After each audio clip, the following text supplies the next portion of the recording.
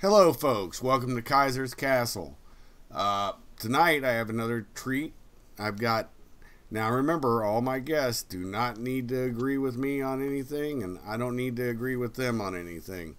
I have guests on that are good men, and if you think I'm not a good man, don't sully the man that I interview. Uh, I got Alan on tonight, and we're going to talk about some squatching.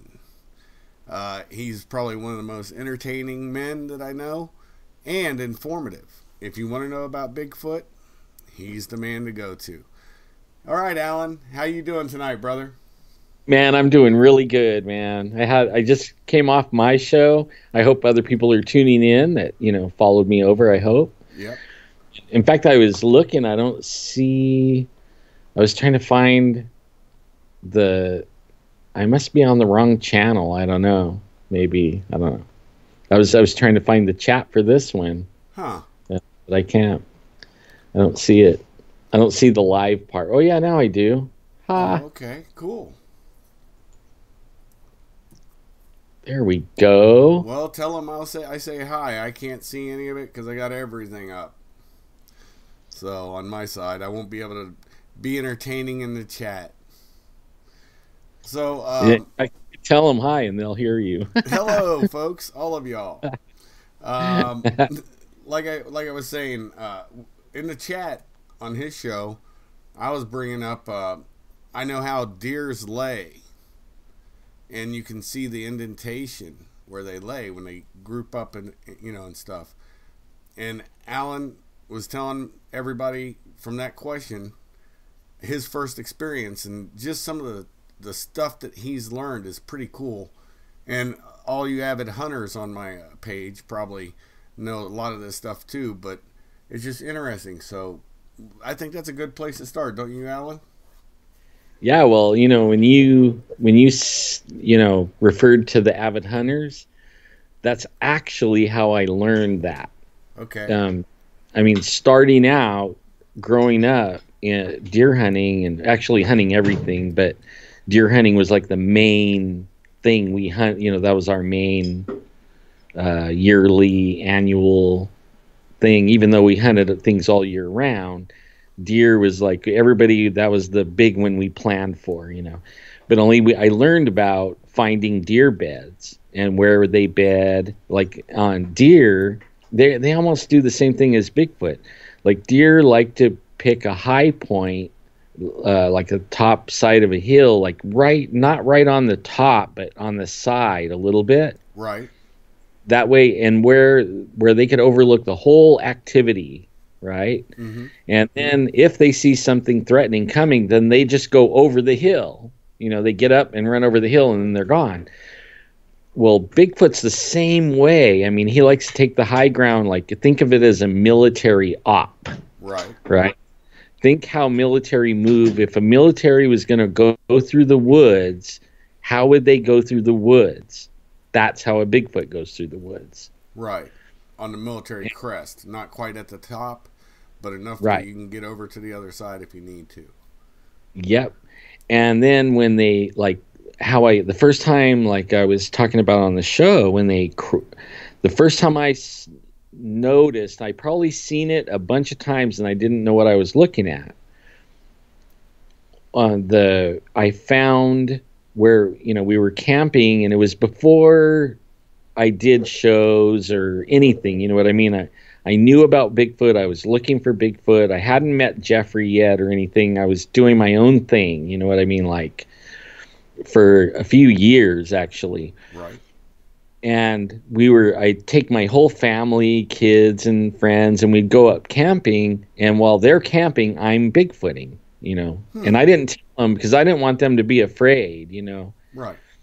Because I didn't really understand what I do now about them. I didn't know they were cannibalistic and all. I mean, I learned all that later, but it's been a learning process. And one of them was I saw the next morning, I found where something came from the creek and crawled, like what I think it did. I think it was using its fingertips and its toes. Right.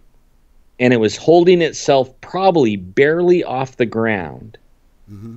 And it went 40 yards like that. Wow. And then when it got to where it was like 5 feet from us in the grass, just on the edge of the grass, I mean, like, if we would have looked really good, we might have been able to see it. You know what I mean? From the campfire. Right. But that's where it actually laid down on and then squished the grass good. You know what I mean? At first, the grass was laid down because it went through there, but Right. it wasn't squishing the ground. You know what I mean? Right. Only where the fingers and the toes were touching was the grass, like almost like a deer track or something, kind of like. Wow. But it didn't make sense like a deer track. You know what I mean? I was like, what the heck? Right. Like, made that track, you know, it was like a weird track. But then when I got to the point where I saw where it laid down, and, you know, it was like 5 feet wide by, you know, 7 feet long. It was like, oh boy, you know, now I know what it is. I knew what I was looking at. And then from that time on, I actually found several times where it would do that when we went camping in the area. So then that became one of my little things I would look for every time we camp. And then like this last, I think it was last Memorial Day, so like a year ago almost, the Bigfoot was behind the tent throwing stuff at the tent. Mm-hmm. And it already had woke us up because it was talking. There was, I think, 2 of them, mm-hmm. and you could hear them. They sound like chimps, you know, like a chimp sound, kind of like right. monkeys. And they were throwing stuff at the tent, and you know, the guy that was with us, there was a guy, Jeffrey was on one side of the tent, and I was on the other, and there was the cameraman was in the middle, and he didn't believe at all. And you know, he heard the talking and everything, and then he kept on saying, something's hitting the tent, something's hitting the tent. I told him, that's just stuff falling out of the tree, don't worry. Right. You know, right. That's what I told him. Only I was worried too. Right. You know what I mean? I'm in a sack lunch with 3 guys, and I pulled my knife. Yeah, well, I put my knife in my sleeping bag. That way, if it grabbed the sack lunch and took off running with it, I could cut myself out of the tent and roll out. Right. And those guys would keep going. they would be lunching, not me. You know. That's great. But the next morning, the guy wouldn't leave it alone. The cameraman, he's like, he started looking, you know, and I went with him, you know, we're walking around, and he's like, I know something was throwing something at the tent, not big things. And we went back there, and sure enough, I couldn't deny that, you know, there was stuff that didn't fall out of the tree all over the tent and down, you know, on the tarp next to the tent that it was on. Mm-hmm. And so it's like, well, you know, then I started looking, okay, like, they won't stay out in the open, just like the one crawled in the grass and stayed low in the grass. It won't stand up, you know, so because we would see it. There was nothing for it to hide in. There was no grass, you know. So like, where was it? And I saw this little stand of little pine trees, like, I don't know, just a few, 6, 8, 10 trees, a little grouping of them. And in the daytime, I could see through it. You know, but in the night, that would be as far as the light would go, you know, and then behind that would be all shadows. So they could sit back there and be totally hidden from our view, even with lights and everything. Wow. And so we went over there about 40, 50 yards, 40, maybe less, 35, 40 yards. And when we went behind the trees, they had cleared the dirt, like swept away the rocks and the junk and everything, and left clean dirt, and you could see where they were sitting in it. Huh. And it was like, there they were, right there. They left looking like if you were a hunter and you don't believe in Bigfoot, your first thing is going to say that's a deer bed. That's Huh. what you're going to tell me, you know. I mean, that's what it looks like, Right. except for it's bigger than that. Right. It's bigger than a deer bed, but it looks just like it. So the unbeliever is going to say that's a deer bed, Right. you know, which I would have said, you know, before I started seeing how they do, you Right. know. That was what was so amazing was I asked that simple question and the flow of knowledge just flew it right out on that. Now you were talking about berry patches and your Mhm. area and all the what you guys are the fifth largest blueberry producer in the world. Yeah, isn't that a trip? Yeah. I didn't know that. I thought blueberries were like more northern than us, Wow. like That's amazing. Washington, something like that. Mm-hmm. But only I found out I was out the other day and these guys were doing an interview. They busted out some camera equipment, and you know, that's like a magnet to me, especially when you set it up right in front of my van Right. and I'm sitting in the van. Mm-hmm. That's just like an invitation for me. I'm a chatty guy, so I'm gonna get out and ask questions and what you doing and all that. And can I watch, you know? Right. And they started talking about blueberries. And I guess the guy that he was interviewing was the king of the blueberry thing, you know, the chairman or whatever. And I was blown away, like, what? Blueberries? And then, you know, I'm thinking Bigfoot Right. immediately. Like, I bet they like blueberries. And I'm going to have to figure out now where all the blueberries are grown and then see if there's any rivers, creeks, canals, anything where they could sneak over to the blueberries anywhere nearby. And it could be within 5 miles because, I mean, like they can come out right after dark and travel pretty far using orchards and stuff like that and only crossing a couple of roads. And if you're smart, I mean, like me and you could cross a road and nobody would see us in Right. the night. I mean, we would see the cars coming and know when to cross, right? Well, they Right. do too. So they'll go, you know, 5, 6 miles to the whatever where they're going to eat and then go back. So that's gonna be my next thing that I figure out, you know, if I can figure it out.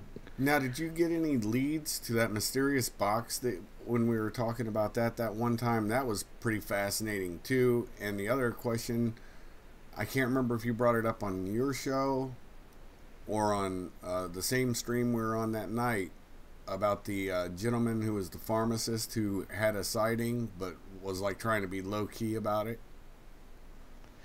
I haven't heard like I got some feedback on the box, only it runs the gamut.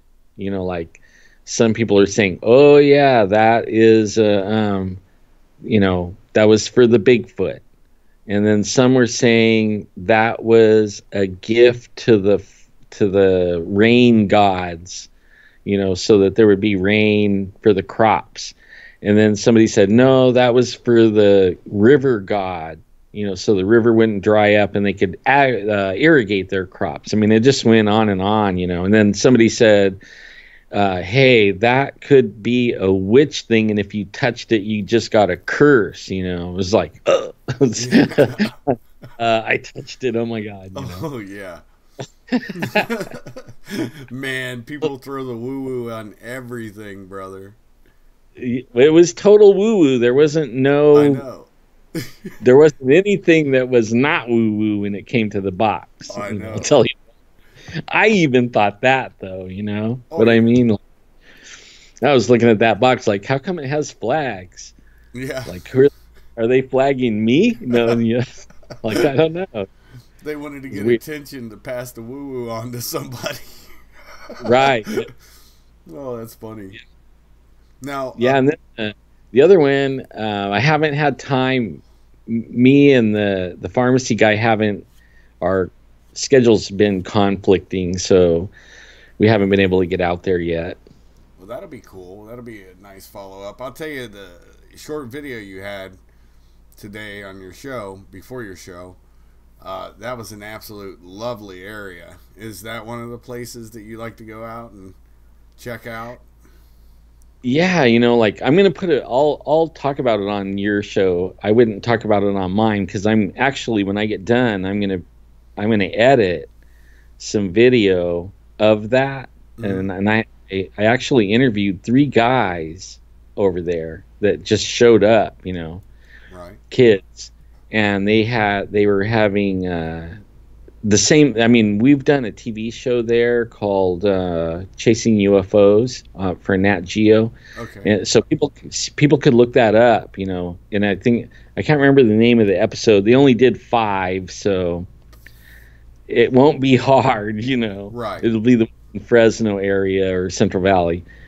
But there was a crash triangle over there Oh, wow. 2010 or 2009, something like that, and that was when I barely first met Jeff, and I went over there in the morning, actually in the night first, and then I went home. He stayed all night with the video camera, and there was okay. It's like nobody lives on the mountain. I think there's like a couple of houses, but there's radio towers on it, and that night there was all kinds of activity, you know, and the UFO crashed, and that's when Nat Geo came, and we did the show there, and we were being followed by white vans everywhere. Wow. Did you guys get video of that?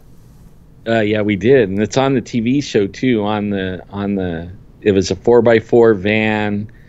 I mean, all decked out and everything. I mean, those dudes were out there. They were there before we got there. And when we started focusing on them, they split like somebody set them on fire. Oh. So you had an MIB experience. Oh, yeah. A few of them. Yeah. In fact, the producer, when she came into town, we were talking about the airport, you know, and about it having maybe an underground base in there, because they set up.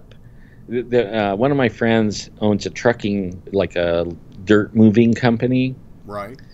You know, and with all the big excavators and, you know, trucks that can haul dirt and stuff like that. Mm-hmm. And he got contracted at the airport to haul dirt, and they said they were extending the runway. That was under the guise of extending the runway.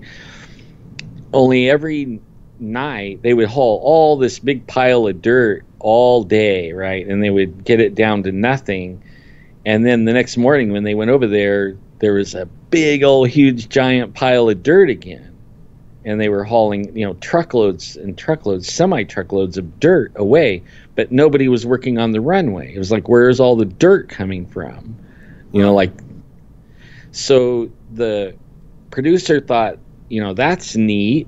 So then she went drove down McKinley, where the airport's on that road, and stopped across the street and was just looking at the airport. And all of a sudden, all these MPs came out and held her at gunpoint and asked her all these questions, what she's doing. And I mean, like, jacked her up, and then followed her. She had white vans following her all the rest of the day, and police cruisers, right? Wow. All day, all the rest of the day. So that area I was at, I've had Wolfman sightings, Bigfoot sightings, UFO sightings, black helicopter sightings, you know, Men in Black sightings, right in that one little area. It's a trip. And then even better is there's a dam there, and they call it the dike. Right downstream from the dam, there's a site that we call the Ancient Ruins. And they built this dam like in the 30s. Right. It's actually like a floodplain, right? And I think that in the Army Corps of Engineers built the dam, I think they built it to protect what they were digging up, you know, or excavating at this ancient site. Right. I think that's what's going on, and I don't know about all the other stuff. I don't know what all that I mean, somehow all of it ties together, but I don't know how. You know what I mean? Like, I haven't figured it all out yet, but all I know is there's UFOs, there's dogmen, there's Bigfoots, there's government black helicopters, there's triangle craft, there's military out there all the time. It used to be a military shooting range for a little bit, you know, and so I don't know, you know, but it is so interesting, and every time I go out there, something happens, like those guys driving that, or, you know, walking up and saying, "Hey man, are you out here to videotape the UFOs?" I'm like, "What?"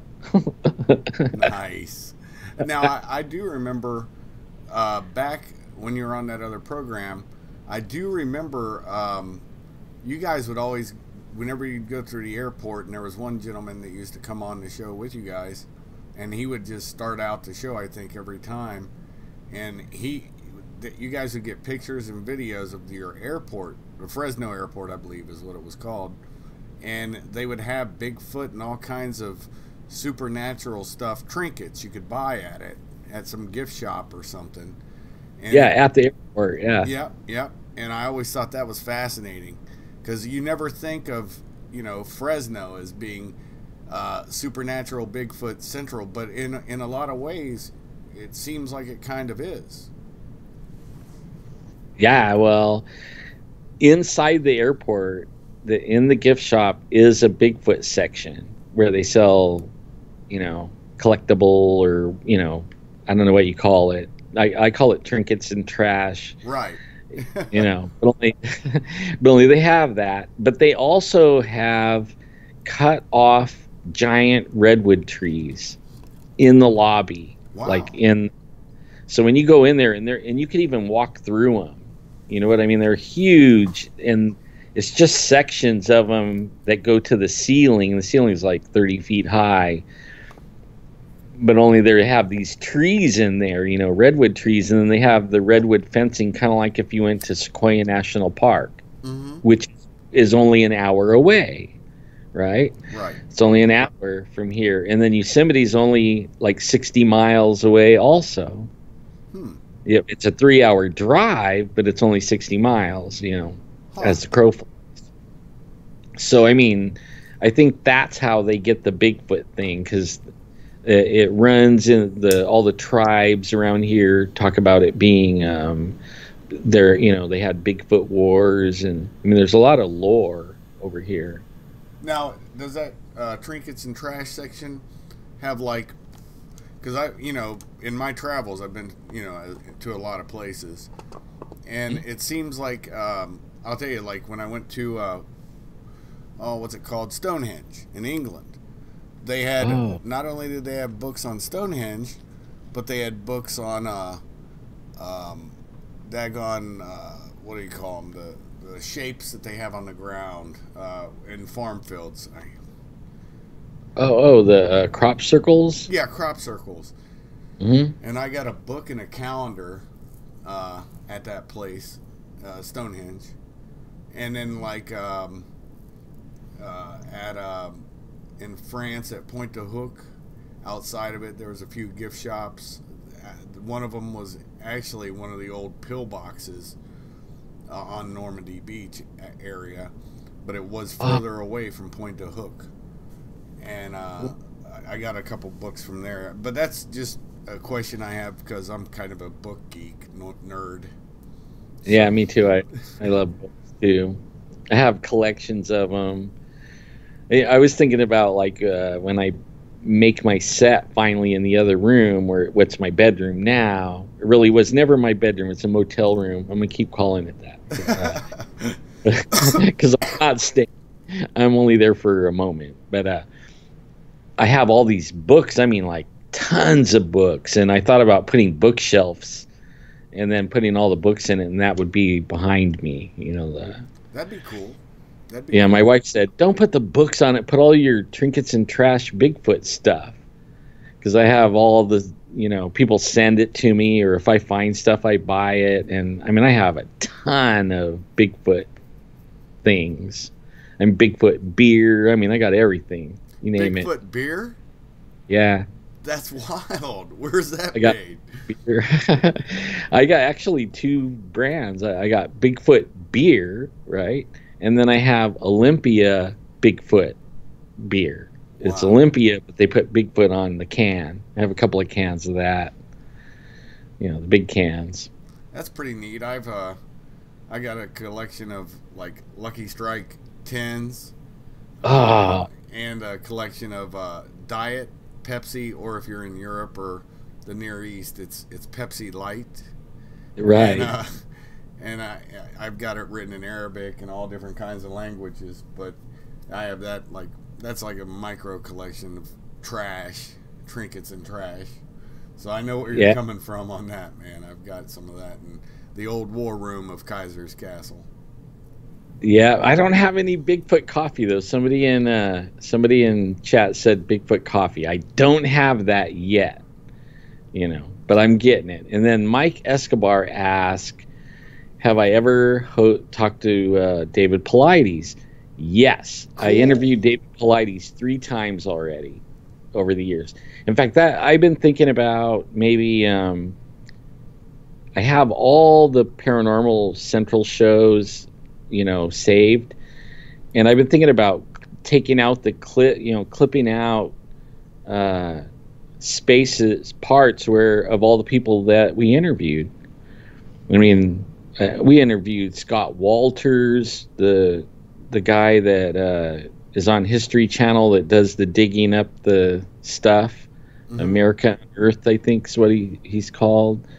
I mean, I've even interviewed Wolfie, the Munsters. Oh, okay. Wolfie guy, yeah, man. I mean, I've everybody, a lot of different people, and when we interviewed, and some people two or three times. Wow. In fact, one of them that we interviewed is Donald Marshall. We interviewed him twice, and I'm waiting to hear Donald Marshall. He believes in cloning and the Vril and all that. Like, I know when I talk to military people and you talk about Vril, you're talking about Germans, right? Right. He's German not. and Austrian normally. He's talking about Vril that are lizards. Yeah, it's not the same thing. Alien, yeah, and they're according to him they clone people.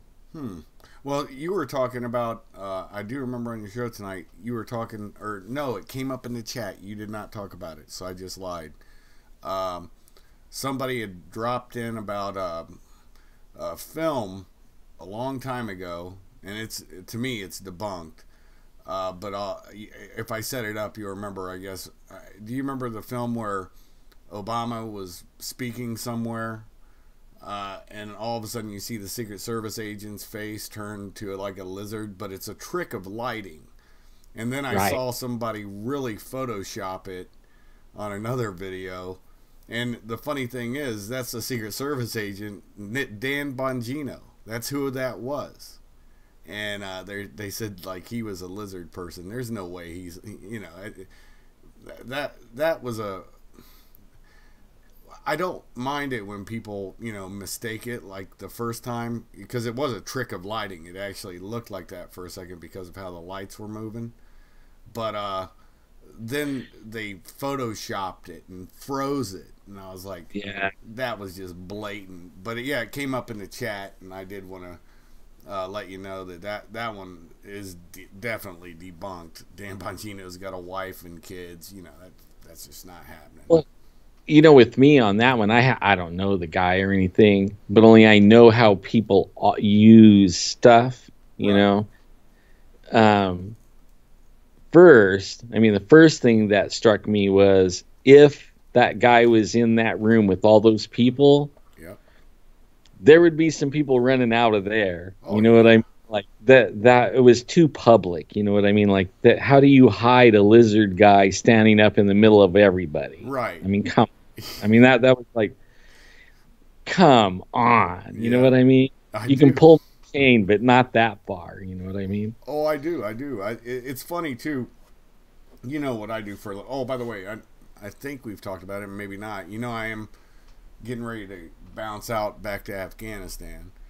Yeah, I heard about that. Yeah. Well, Uh, You know, just PSD and static, some static probably also static security. PSD, personal security detail. My first one, I'm putting a picture up now, was during the Gulf War with Steve Martin, and that's after we got him back to the area safe, and we were getting ready to bounce, and we were leaving his detail, and he signed a little, I don't know what it was, and they took a picture of my dumb, ugly ass. But so that's pretty funny. I got that picture framed and a picture of the team, and then he was not allowed to give a performance for the USO, and I actually got to talk to him later in life. This is funny. It's a couple years back. He was on the show with Dennis Miller, and I called in and I related that story about, because Dennis Miller was talking to him about his banjo group that he has. And right. Anyway, so I said, well, here's something I bet nobody knows. And Steve Martin made the movie Sergeant Bilko after his experience, I guess, in the Gulf War. But I told the story about, and Steve's like, "Yep, I remember you guys. Yep, yep." So it was just one of those things, 20 some years later. So it was pretty neat. That is cool. And so, like, that's what you're gonna do over there. Yeah, You know, that's pretty much what I've done, for my stock and trade for quite a while. So, right. I'm one of those guys, normal I, guy. I never did it overseas, but I've done it here a lot. Right. You know, like bands come to town and stuff like that, and I would be part of the security detail with them. Well, Well, yeah, overseas, stopped doing it. It doesn't pay enough here. It's like minimum wage, and you get your butt kicked sometimes. yeah. Well, you got rules to follow. I mean, honestly, even after my time in Afghanistan and Iraq and whatnot, it actually became like a watershed. By the time 2005, 2006, when I was working an ISATAP contract, we had you could actually, if somebody didn't stay 300 feet away, you could actually engage their vehicle, Right. run them off the road, put your gun out the window at them. If you're in a lightly armored vehicle or even an up armored, you could crack the window, taste. And you just can't do that stuff in Europe and America in healthy states. But in unhealthy states, that's a common occurrence. And it's just, to keep people back, because of VBEDs, vehicle-borne IEDs. Yeah, you never know what you're going to get hit with over there. Even a kid could run up on you and blow up. It's the truth. Yeah. It is. It is. I had a friend die like that. Yeah. And my other friend was with him, only was a little ways away. You know what I mean? He got hurt and came back over here, but he said the other dude, the other friend was protecting the kid and ran out to keep everybody from shooting the kid. Right. As soon as he grabbed the kid blew up with blew him up, blew all of them up. It was like, dang. Yep. Like, that's ruthless. And then he goes, that's nothing, man. He goes, they go and set up in a school or where there's a lot of women and children right in the middle of them and use them like shields. Yeah. And they'll be shooting the hell out of everybody and you can't shoot back. Right. Like the rules are we can't shoot like that, Right. It's crazy. I'm trying to find the picture. I need to actually name these pictures. Let me find it. That's not it. Sorry about me scrolling through, folks, but I'm explaining. I gotta find this picture. Oh, daggone it. Well, doesn't look like I can find it. See, I want to do. Yeah, I just found it. Have you ever worked with Halliburton? No, I worked for SAIC, MPRI. I've worked for Watan Risk Management, Armor Group, State Department, USAID, Democracy International. Geez, no wonder they're like like I was thinking, man, 49 and they're letting you go back, but you sound like you could run the place. Well, I've done everything from being a trunk monkey or a window licker.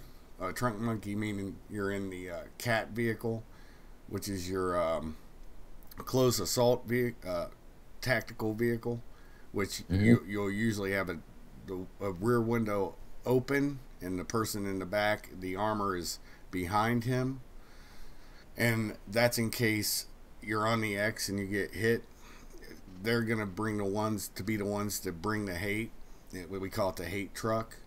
Window licker Right. means you're inside the vehicle somewhere, on a point.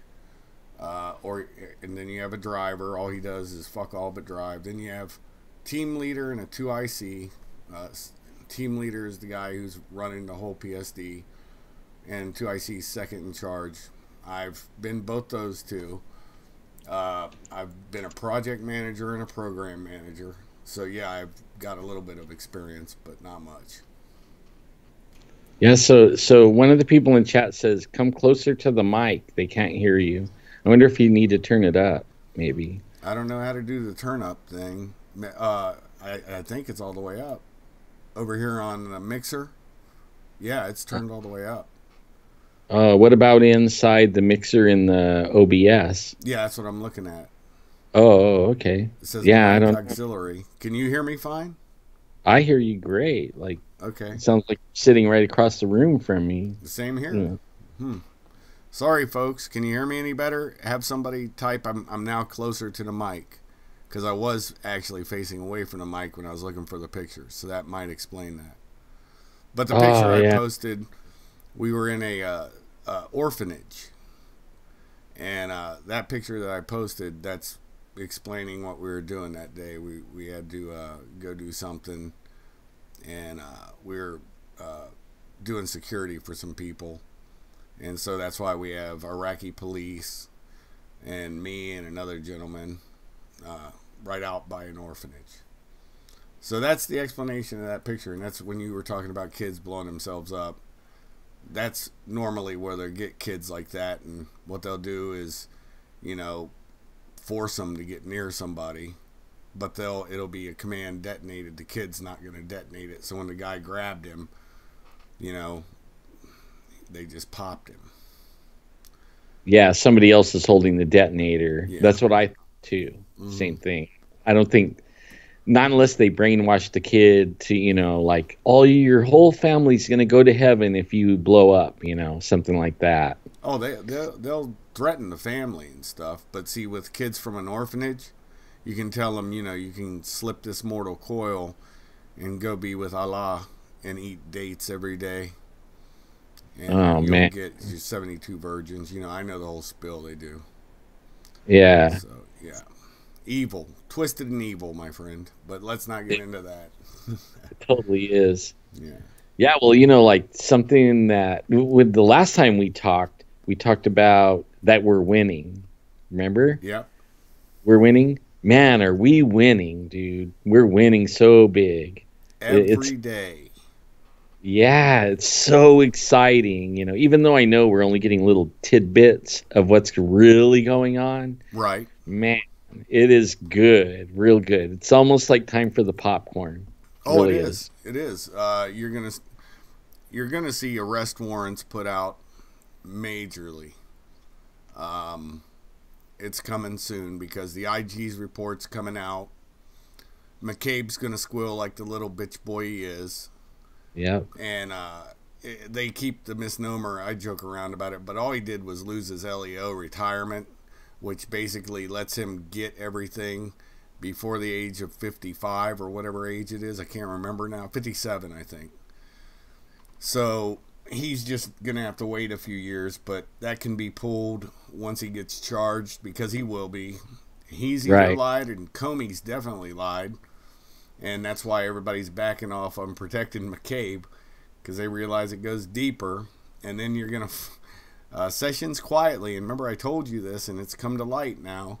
Months ago I told you. They've been investigating Hillary with the Uranium One deal. And that's going to pop. That's going to pop big. And I look forward to that.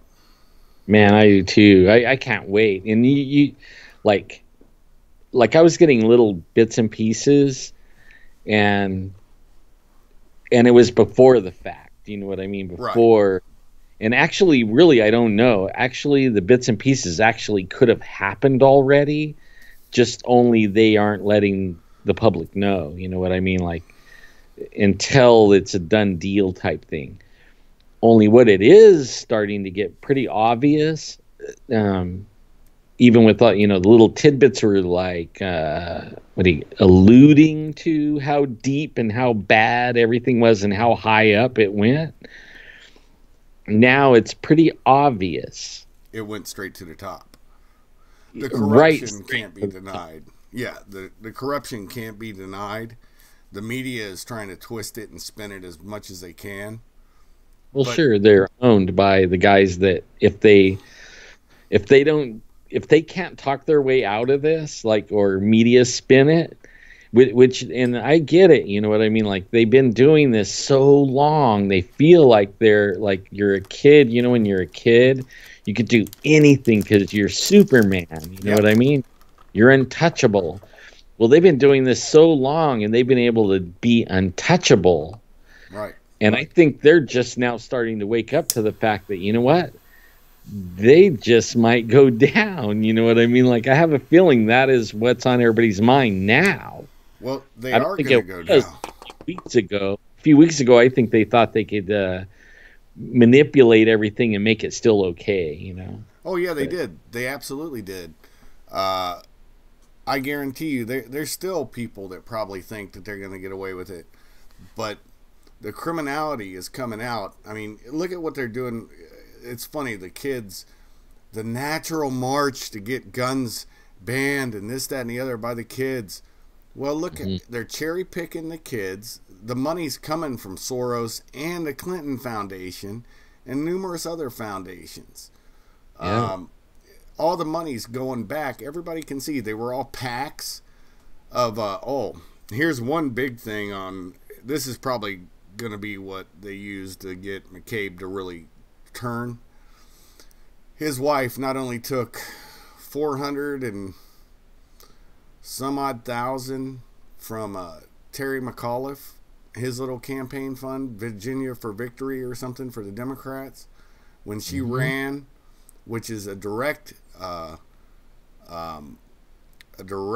thing that if you're in federal service, if you take something from that, you would have to not be involved in any type of investigation or oversee it, just for the mere thought that somebody might use that as, if you had honor and integrity, and the FBI seems to be lacking that in spades. Man, I Whenever, heard that. whenever I hear them say, "Don't blame the rank and file," I know when I was a Fed, if I did that, or if somebody over me did that, and I knew about it, and I didn't say anything, I would be going to prison too. Right. And the funny thing is, they all believed Hillary comes in. Guess what? We would not be having this conversation if she would have won. Oh, And no, you know, even if and we would be Bush, fighting for our guns really hard. oh yeah, and not just that, if Bush Jr. or whatever his name, Jeb Bush or one of the other rhinos would have won, we still Yeah. wouldn't be having this conversation. They would be covering up. It's only Yeah. because we finally got a guy in there that doesn't have any ties to the government. He cared less about the government, honestly. He wants them to get out of our way. And that's Yeah. why this stuff's breaking. It would not have happened, folks. We not only did we dodge a bullet, but we're finding out how corrupt our intelligence agencies and our law enforcement on the federal level has become. I only trust federal LEO. The only agencies I trust, in all honesty, are anything DOD I still trust. I trust the IGs, and that includes the FBI's IGs, Inspector Generals. Okay, I trust CBP and Immigration and Customs, Border Protection. That all falls under CBP. Coast Guard, military. That's it federally, and some states I don't trust the state police. and because they're Yeah. being run by crooked governors. Like my state. Yeah, yeah. I wouldn't want to live. I feel bad for. Yeah, we'll not get into that. You remember I was stationed at Camp Pendleton. I loved California in the '80s, and Yeah. then you know, by the time I got back from Japan, and well, the Gulf War, I was just back in Cali for only a couple months before I went to Japan after the Gulf War. But when I got back from Japan, California by 92, it was already starting. I mean, they had started. They had. I think they were the first to have some weird assault weapons ban in California, and that was in '92. Yeah. And then Bill Clinton came in, and what was it, 94, 95, when he did the assault weapons ban for national. Yeah, and they used our state's laws Yeah. as a like a template. Mm-hmm. For what they were doing. It was like, do it to California first, and then, and we'll see how, like try it here. Mm-hmm. And then, oh, that worked so well, let's do it nationally, like what? And now like, your state's what, bankrupt? It was such a wealthy state. The train from nowhere is taking all the money. The train that goes nowhere. Yeah. Bullet train or whatever. And I have friends working on it too, and they think it's funny as heck. Mm-hmm. I mean, like, not funny that their taxes are being ripped from them and we're not ever going to see this stupid train. But they, it just shows how freaking corrupt everybody is. I mean, it's like $6 billion over budget already, and they only have a section of it. Wow. And they promised it would never go over budget, right? Well, now it's $6 billion over, and really, $6 billion would only catch it up. It really needs another 8 or something billion, really.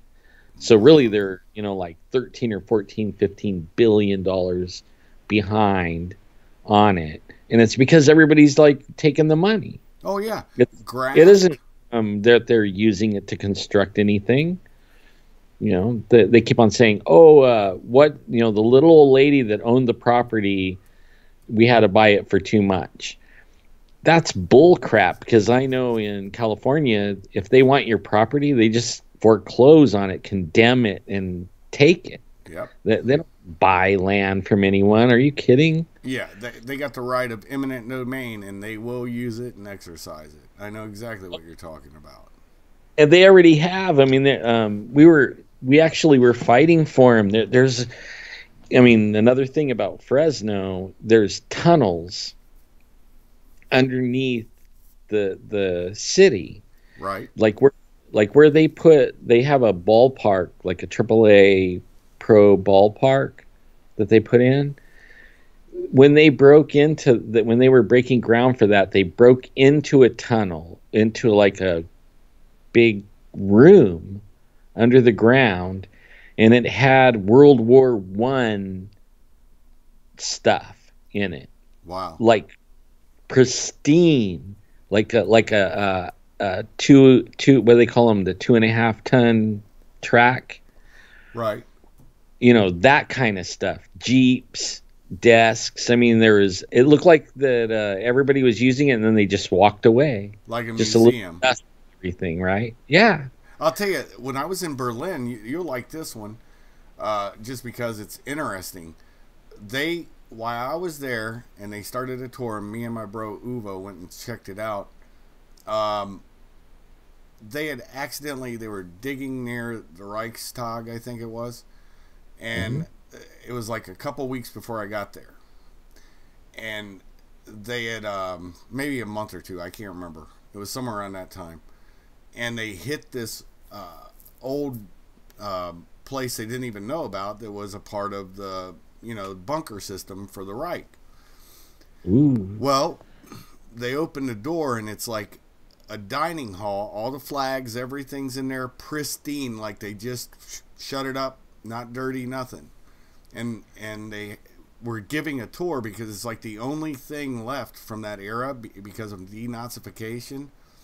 But right. because of German law, every person who goes on that tour, they can only open the door for like a couple seconds, and they take a flashlight and quickly go around so you can see it, and then they shut the door, and then the next person comes up, and it's like 3 or 4 seconds. That's like the law that they allow them.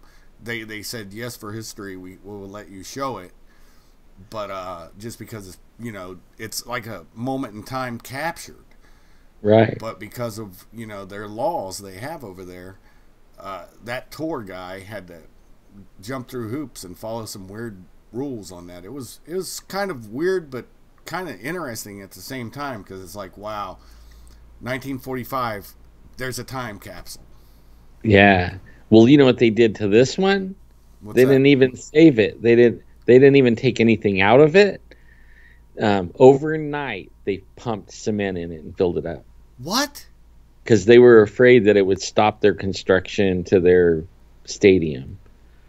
Jeez. And yeah, I know. I was like, oh my God, like, who is the ass bite that did that? He needs to go to jail. Well, it seems like in modernity, and if you don't feel the same way, I understand it, brother.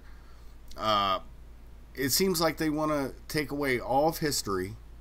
Mm-hmm. And what does that usually lead to?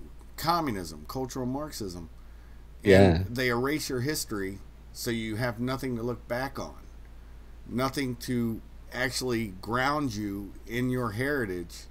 You know, as an Ohioan, I would hate to see them flatten the mounds we have in Ohio, the Indian burial mounds. I would hate. They're hiding that stuff too, though. Like I know.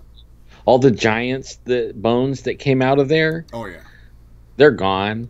You know, and then they say, "Oh, we never had. There was no bones." But you could go back and read the newspaper clippings where they got them. I told you my story, didn't I, about the mound? My twin sister was with me, and my mom. We would always go to. There's a mound called Shroom Mound, and it's outside of Columbus, right outside of Arlington, in a little town called San Margarita. Anyways, my mom used to take us out there because she was working at a bar at that time, and we were in kindergarten, so we didn't have to go to school till, I don't know what time it was, you know, noon or whatever. Right. And we would have a lunch picnic before she took us to work, or, you know, to school, and she went to work. And so we're out there, and, you know, these guys are there for several days, you know, and they would always be chatting on my mom, you know, probably, you know, I don't know what was going on, but they didn't mind that we were there. And like the final day that we were there, my twin remembers it just like I do. We both remember seeing a big skull come out, and my sister got all scared, and my mom goes, "Oh, that's just those men being silly, you know, don't worry, Jules." And we were both like floored. But so when I was a Fed, I went down to the Ohio Historical Society thinking that, you know, that's where it's going to be, you know, because I was like, I want to see this thing, you know, and check it out, you know, 20 some years later. Right. Yeah. And so I go there, and I'm talking to the secretary, and she's like, "No, we don't have anything like that. We don't have anything like that." And I filed a couple FOIAs too for the state. And anyway, so finally that's when I went down to talk to him. And this guy, an old gray-haired guy, I'll never forget it, it's like I didn't even notice he's standing behind me. And I'm thinking, I turn around, you know, you're shocked that somebody's so close to you. Right. And I said, "I guess that's my time to leave." I said, "Not a big deal." And I wasn't worried about the guy, you know, I still had my gun on me. But, and he, you know, I was being normal. I wasn't like making a big scene. And I relayed the story to her, you know, I said, "Don't tell me I'm crazy." And that's, you know, as I turn around and see this guy. And I said, "Oh, I guess it's my time to leave." And we're walking out, and the guy's standing behind me. He goes, "You're not crazy. I was there." He goes, "I'm retiring in a couple weeks." Whoa. Yeah. He remembered from me telling that story. He remembered us. And he goes, "You're not crazy. I was there." Whoa. So, yeah, they do. They have taken the stuff out from inside of them. But the thing about it is, I don't want to see them leveled. You know, I don't want to see them destroyed. And Right. that's where this will naturally go. You there? Hello? I guess we lost Alan. Let me see if I can get him back, folks. Try to get him back. If I can't, I can't. But I'll try.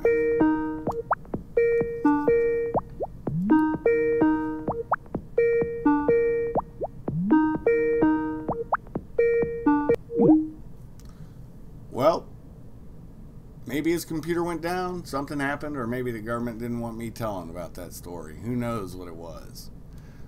I say with tongue firmly in cheek. But as you can see, you guys got to listen to the kind of conversations me and him have. And hopefully you enjoyed it. I always enjoy talking with him. He's a really good man. With that said, as I always say, you guys have a great day, great night, whatever time zone you're in. Be blessed. Shuff out.